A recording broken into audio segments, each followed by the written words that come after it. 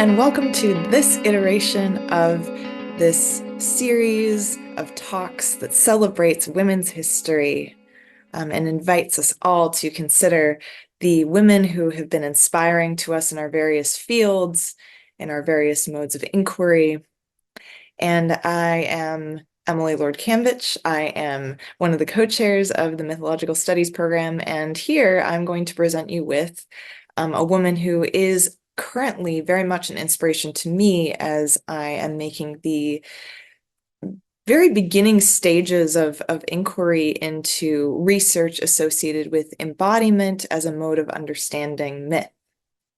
And I've known about this person for a long time, been an enthusiast, and more recently, I've been engaging with her more seriously. Her name is Martha Graham, and she is a dancer, or she was a dancer, choreographer, mover, and mythologist, and she remains, even since her death in 1991, she remains an important influence for those of us who are interested in exploring the language of myth through movement, through the moving image, whether that be on the stage, the screen, or in the mind's eye.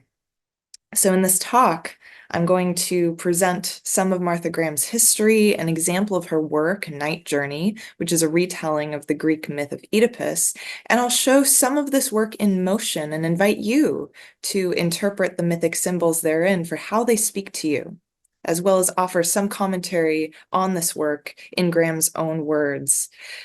Because more than anything here, I'm interested in her sense of how she animates myth and translates it through her body in an immediate, kinetic way. I'm also interested in how she interprets her own engagement with myth in her memoir, Blood Memory.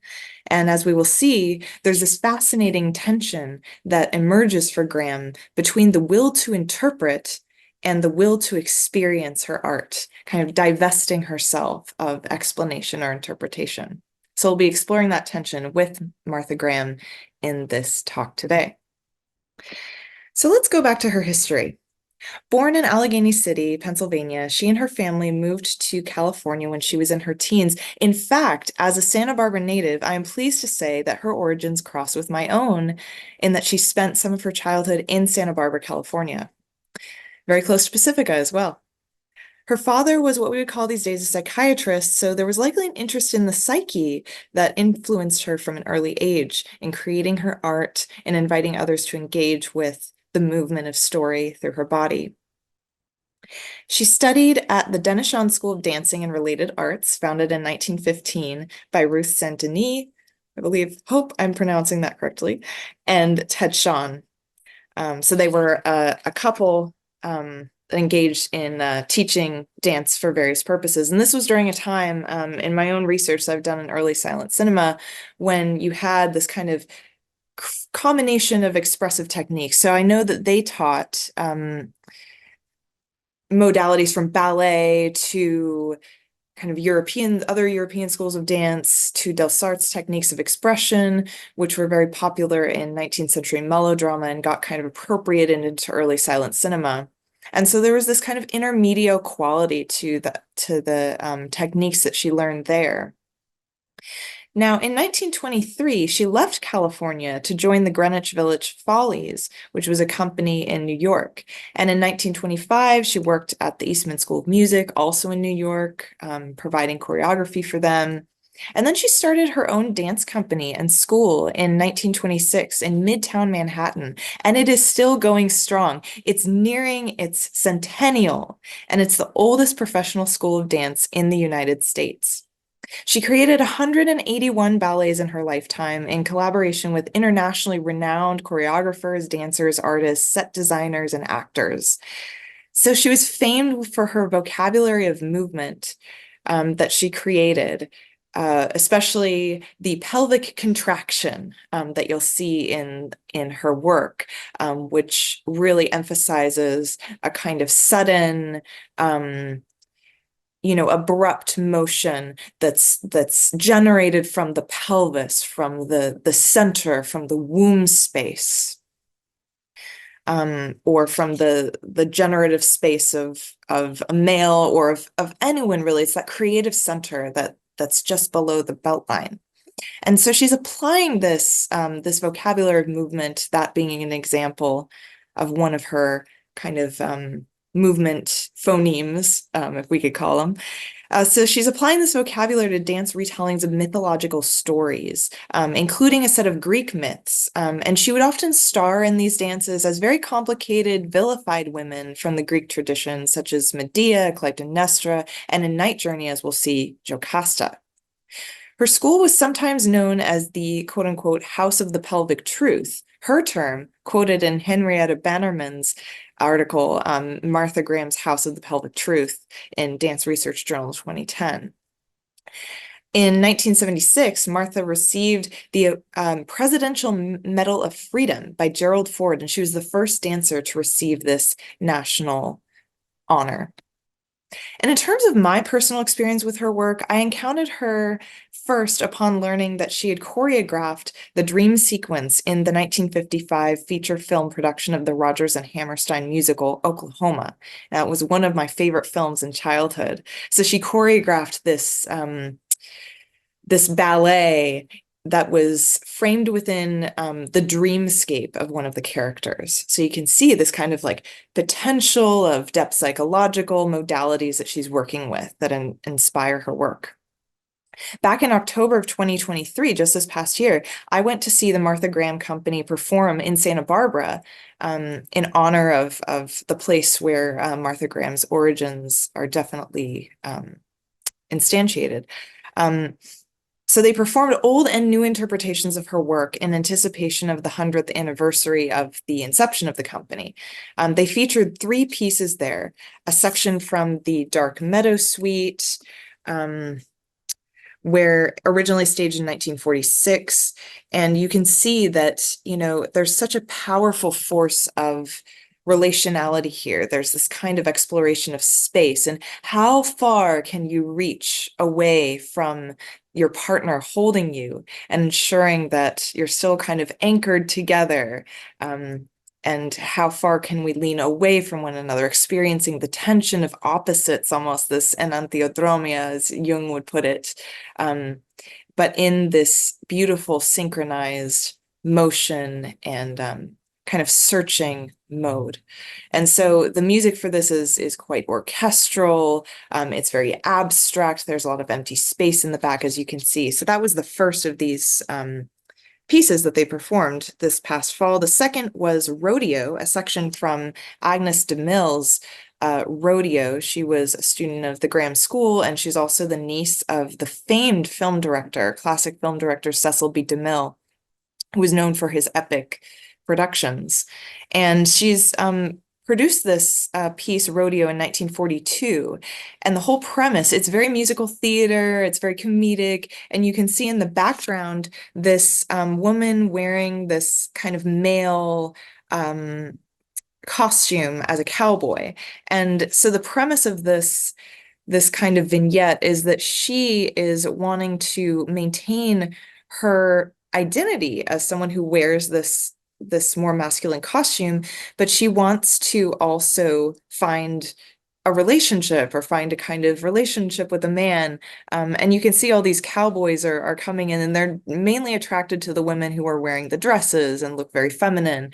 And so this is a commentary that we could read in the 1940s of the kind of Rosie the Riveter archetype. These women are working, they're not in the home, they're out in the industrial spaces, and these men are coming home from war, in these kinds of rotations as they go on leave, as they come home, and they're expecting to see these women in, the kind of feminine, traditional domestic setting, but they are not. They're meeting these women who have been through this experience that has changed them. And so there's this tension that DeMille is exploring in terms of what does the feminine really look like now.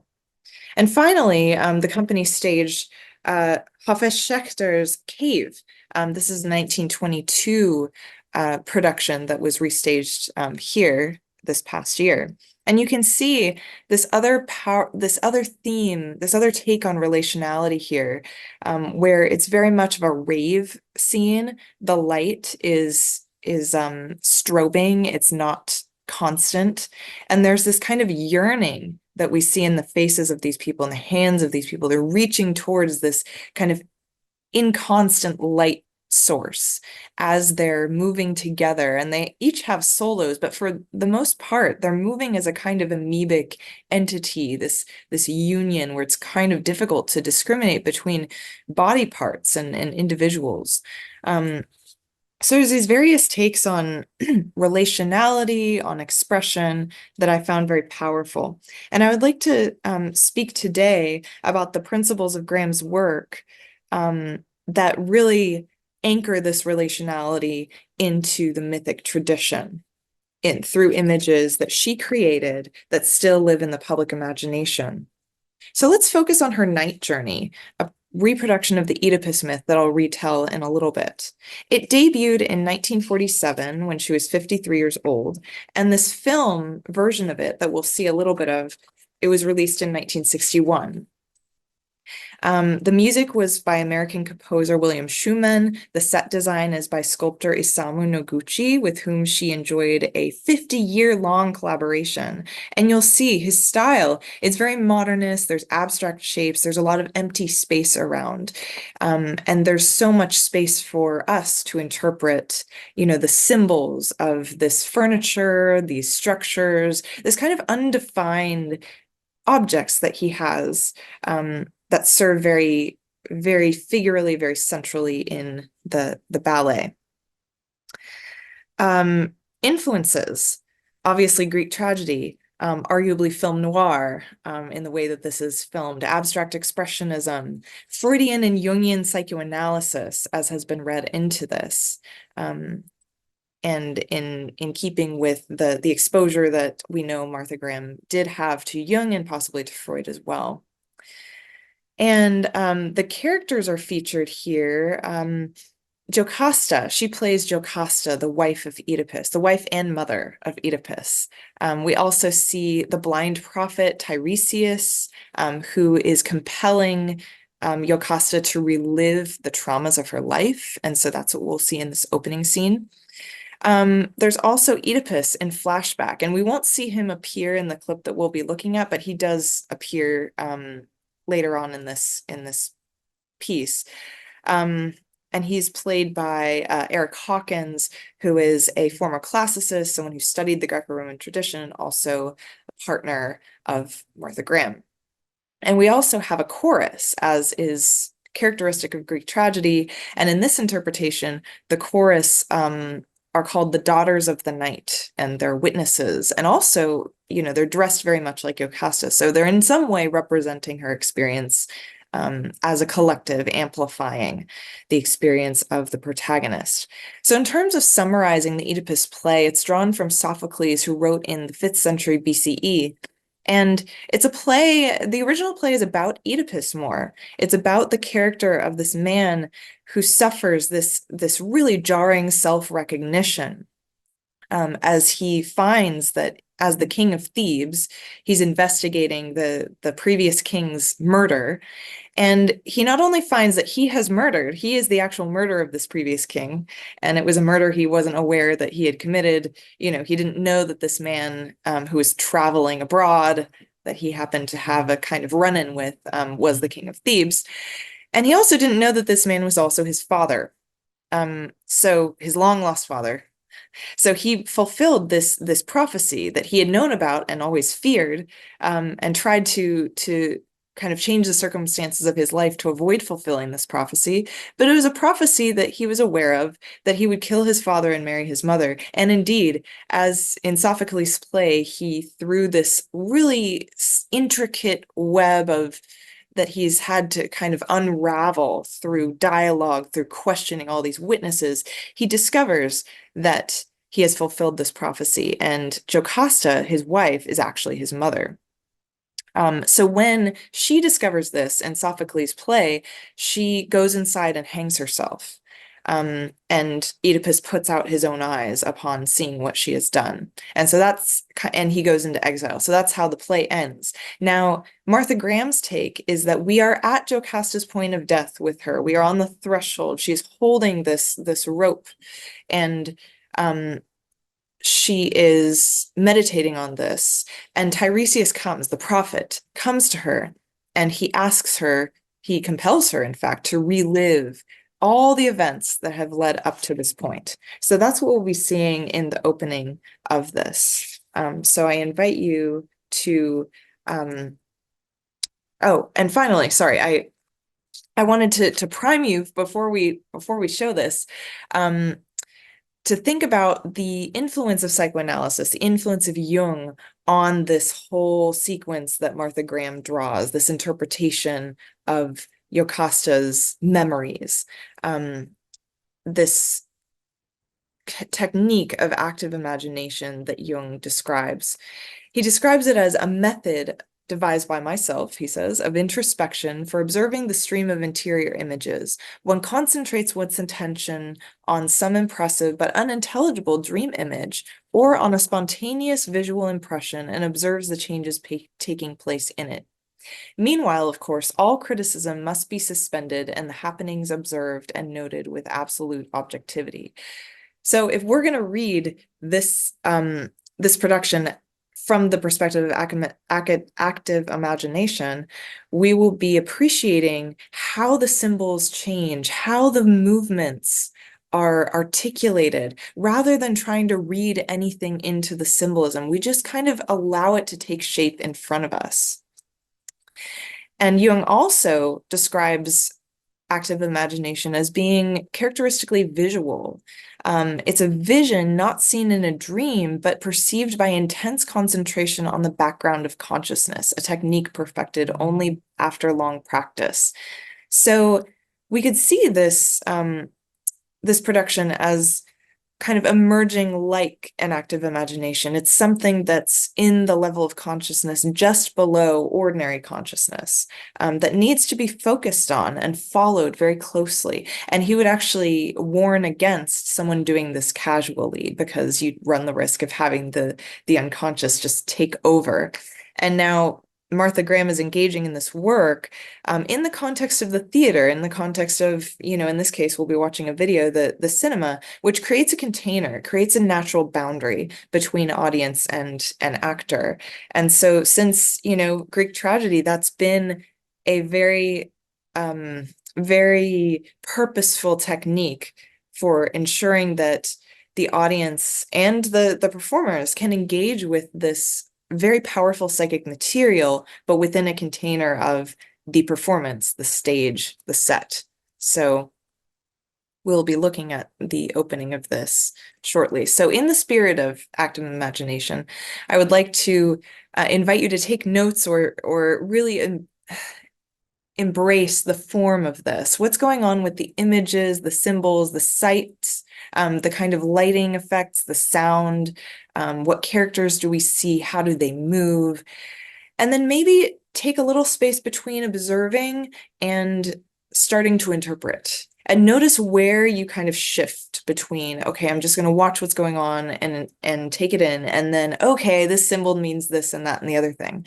Because that tension between experience and observation and interpretation is what we'll be describing or exploring with respect to Martha Graham's own commentary on this work. So let's take a minute to watch this piece. Here we go.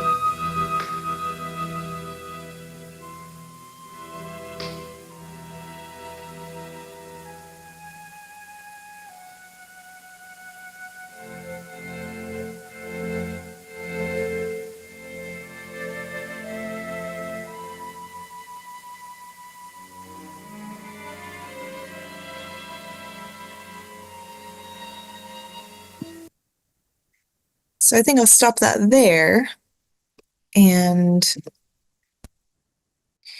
invite us to think about, well, what are the dominant symbols that we see here in this clip?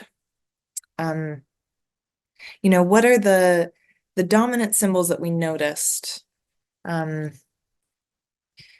we took it in, what sort of made the biggest impressions? And I can tell you from my stance, I noticed very much the sound that's made without the music, the tapping on that, Tiresias's tapping on that bed.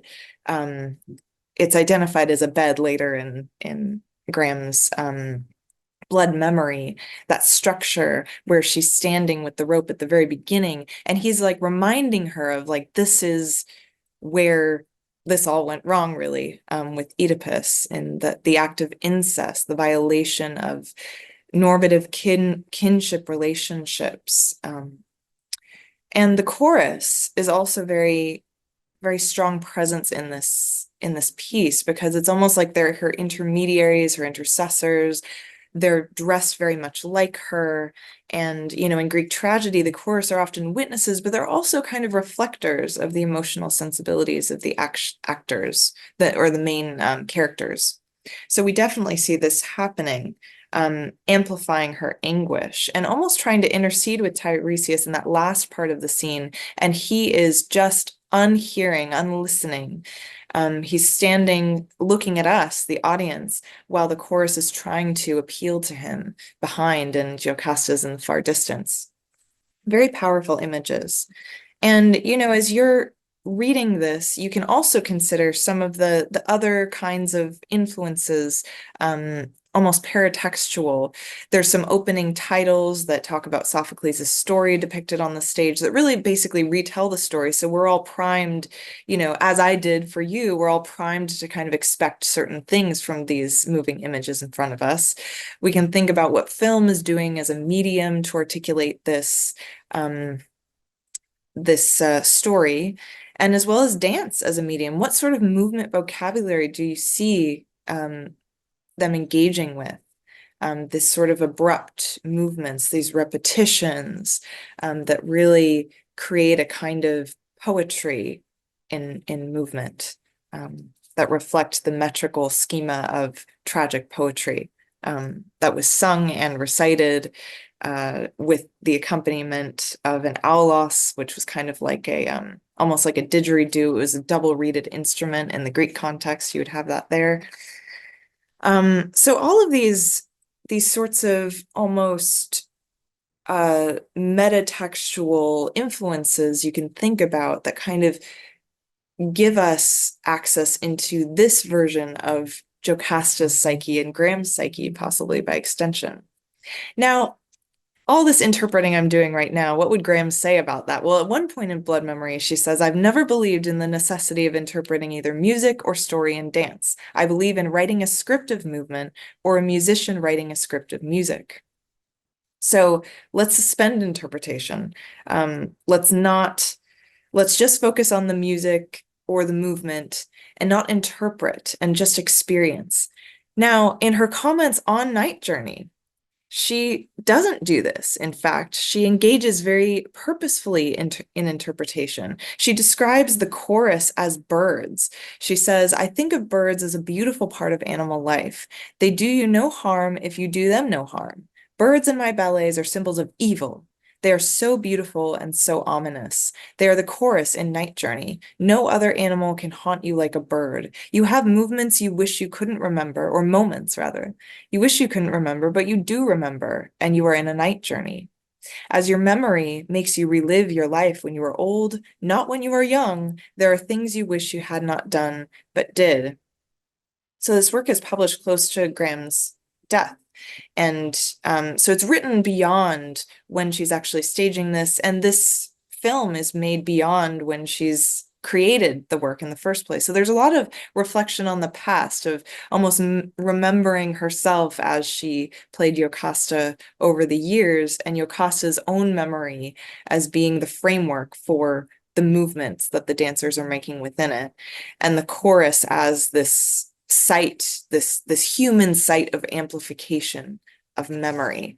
It's almost like, in the ways that the chorus, you might have noticed, they're not perfectly synchronized. They're slightly different in the ways they move. And it's almost like, here's all the alternative lives that Jocasta could have lived, the ways that she could have potentially made different decisions. And ultimately, it's leading towards this end, that from Graham's perspective, she must meet. Now, that end is very is carried over from Sophocles. It's the death by hanging. And Martha Graham also has something to say about this. She says the umbilical cord is what is evoked by the cords that she's holding at the beginning. The great sin of incest will dominate her later life. She carried in her hands the umbilical cord, which was to her finally the symbol of her crime against civilization and life. But as she is about to slip the cord over her head, Tiresias sounds his wooden staff on the floor, and it wakes her to a consciousness of his demand that she relive her past in entirety before she can be permitted the peace and forgetfulness of death. This idea of the river Lethe, the place where we go when we die to wash ourselves of our soul's memories. So she's longing for that. She's in this kind of reverie at the beginning. She's swaying backwards and forwards, and he's interrupting that reverie in order to bring her into this kind of radical, encounter with her memories.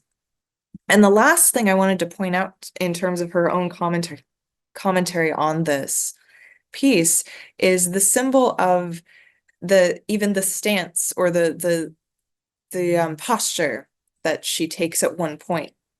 And this is a little bit after the clip I showed you, where the chorus is absent from the frame, and Tiresias is almost it's like he's occupying this horizontal lateral space, and she's reaching into the vertical plane. So they're on kind of these different planes of recognition, of consciousness. He's looking down, she's looking up. And Graham talks about this as really this posture. She's kneeling on the floor at the foot of the bed, and then she rises with her leg held close to her breast and to her head, her foot way beyond her head, her body open in deep contraction. Graham calls this the vaginal cry. It is a cry from her vagina. It is either the cry for a lover, her husband, or the cry for her children, because they've had 4 children together in this tradition. The dance proceeds that there are small intimacies that I've never revealed in words. All of these mean a tremendous amount to me. I don't think about them that much because people talk about them, because people might think I'm a little cuckoo. But as other people took over the dance, it seemed necessary to explain the certain small mysteries that animate the instant in the reliving of the tale. So it's the house of the pelvic tuck. It's the or the pelvic truth, that is. It's the space that she's creating on the stage is very purposeful. There's a strong hermeneutic, or an interpretive stance to this. And she realizes when she's going to give this role to someone else, it's important for them to understand what it really means. So there's this tension between, oh, I'm not going to interpret, and actually, this dance really requires the person doing it to know what the stakes really are. So I wanted to just point that out. And going back to the theme of psychoanalysis, Ramsay Burt says in his article in 1998, it's clearly legitimate to examine thematic material in Night Journey in terms of psychoanalysis. But before doing so, it is necessary to clarify to what ends any such interpretations might be made. He talks about how influential psychoanalytic ideas were for Graham in discerning patterns, making sense out of the multiplicity of the experiences in her own life, as well as within the material to which she was drawn in her choreographic work. It also offered her a model for understanding how audiences responded, so that relationality that we were talking about before, it's not just happening on the stage, but it's happening with us. We are invited to participate in this experience. in this dream, in this collective dream that is the myth. Ramsey claims that there's also a resonance between this and traumatic social developments, as he calls them, in the immediate post-war period. Jocasta, he says, is a positive, if disturbing, heroine when interpreted in relation to the psychoanalytic ideas with which Graham herself was fascinated at the time she made Night Journey. And whatever those ideas were specifically, I mean, we've seen some of them. But I think it's the whole process for me that is so inspiring in looking at the Night Journey itself as a kind of meditation on female agency in self-reflective practice, in psychoanalysis. It's like Tiresias is kind of operating as the analyst of sorts, and she's coming in as someone who's moving through that and taking ownership of her experiences, Jocasta is. And that doesn't happen in the play. She doesn't have a chance for this to happen in that play because she ends her own life and we're not there. We're not present with her during that scene because in Greek tragedy, the violence happens off stage. So she goes into the house and we never see her again. But in this retelling, Graham gives us the opportunity to see the very deliberate way that Jocasta, once she's compelled to relive this, she's actually participating in her own journey. So I admire that. As in conclusion, here's a list of the works I've cited here. And I wanted to bring in Bachelard before I really conclude here. Just kidding. Oh my gosh. Because his Poetics of Space, I think it really captures the limits of psychoanalytic reading as well to just, reinforce that tension between experiencing and interpreting. If we do too much interpretation, Bachelard says, it kind of takes us away from experiencing the art, experiencing the poetry, allowing it to infuse us. So there's that caveat that I'd like to introduce as well, that Graham herself introduces. This never really possible to be fully satisfied, that balance between, okay, I'm just going to experience it and I'm going to speak to what the symbols mean. And in this academic world that I belong to, we mythologists, we're essentially collective dream interpreters. We always have a psychoanalytic reading ready to give to any sort of mythic image we see. But what Martha Graham has inspired me to do is to consider that importance of being a dream weaver, making space for the unconscious, the soul to speak, and to speak in its own language, to make space for that language to make itself known and defined before we attach an interpretation, before we even try to relate the artist's life to that piece, before we even try to read the work through the artist's eyes, on the basis of what they say about it, like what we've been saying with Graham's case, through her blood memory reflections on the work. Not to say that those readings aren't valid. I think they're very valid, but they are reflections too of this initial substance that we can just encounter on an immediate level. So it's helpful to explore the tension between interpretation and experience that embodied movement allows us to do. Arts-based research allows us to do this. That's something that I'm starting to make inroads into experimenting with.